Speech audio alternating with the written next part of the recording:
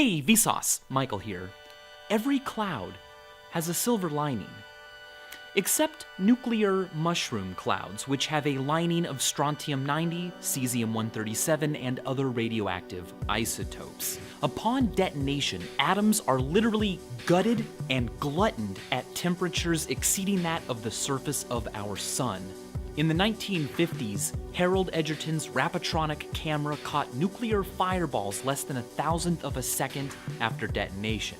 Using a special magnetic shutter, each exposure lasted only a billionth of a second and captured an otherworldly creature.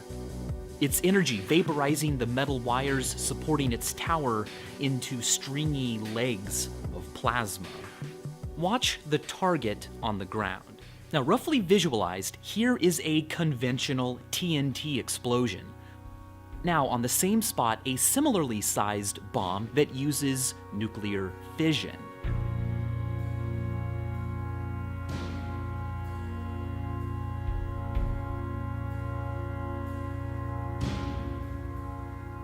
When Little Boy was detonated over Hiroshima, only 1.38% of its uranium actually fissioned. The rest was blown away before that could happen.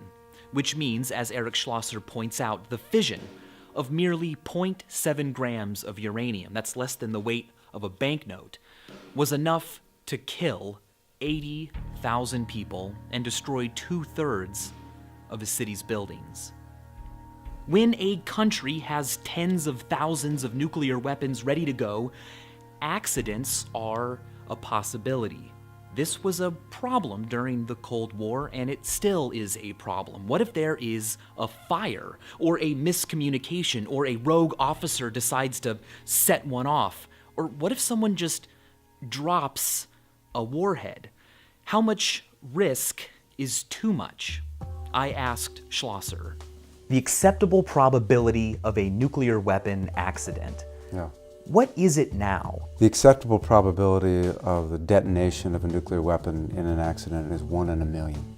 In 2012, the odds of your dying in a commercial airliner accident were about 1 in 40 million. So that's even more remote than the accidental detonation of a nuclear weapon. There have been oopsie-daisy moments with nuclear weapons on US soil. Luckily, none that resulted in critical mass, but accidents nonetheless, just like when you pee your pants, except your pants are the entire planet and the P stands for plutonium. Eureka comes from ancient Greek, meaning I have found it, and in Eureka, North Carolina, you can find it, a giant sign that says nuclear mishap. On my birth date, the year my father was born, a US B-52 bomber carrying 2 4-megaton thermonuclear bombs over North Carolina tumbled from the sky. A loose lanyard in the cockpit snagged the bomb release switch. Each bomb contained a greater explosive yield than all munitions ever detonated by mankind combined. Lieutenant Jack Revell discovered that only one safety mechanism didn't fail that day. A single low-voltage arming switch remained untouched during the crash, and that one switch is why, he explained in 2011, we don't have a bay where North Carolina is today.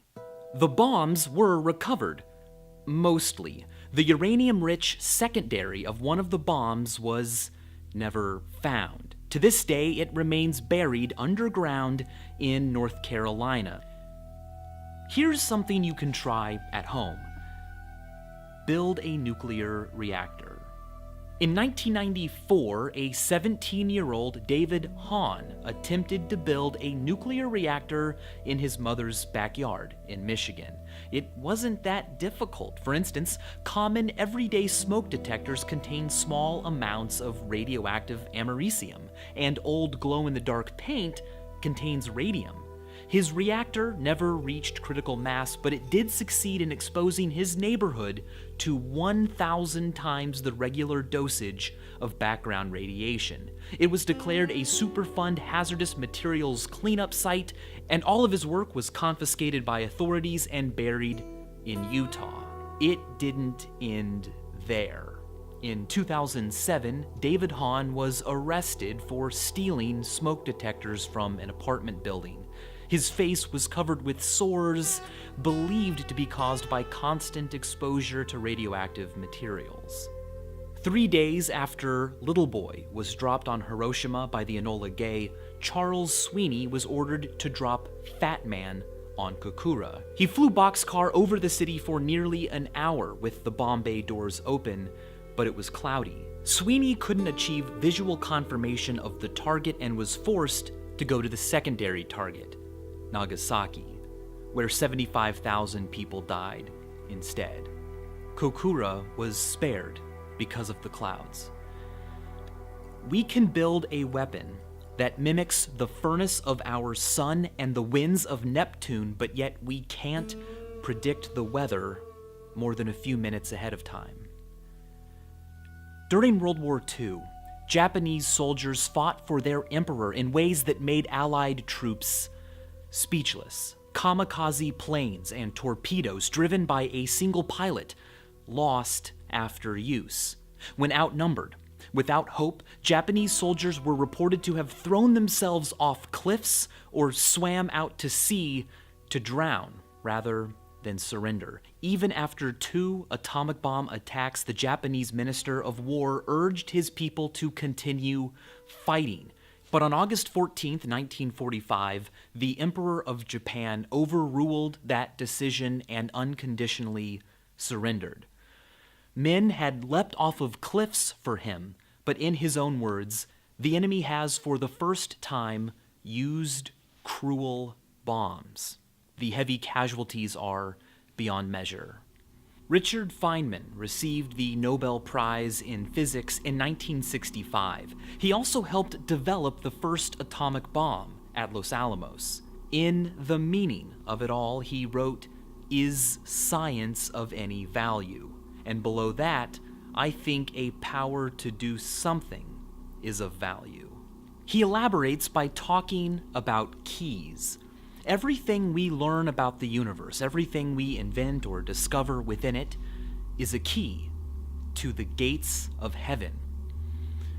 But the same key will also open the gates to hell. The Titan II missile is great for delivering lethal nuclear warheads, but it also sent Gemini astronauts to space, preparing us for a mission to the moon.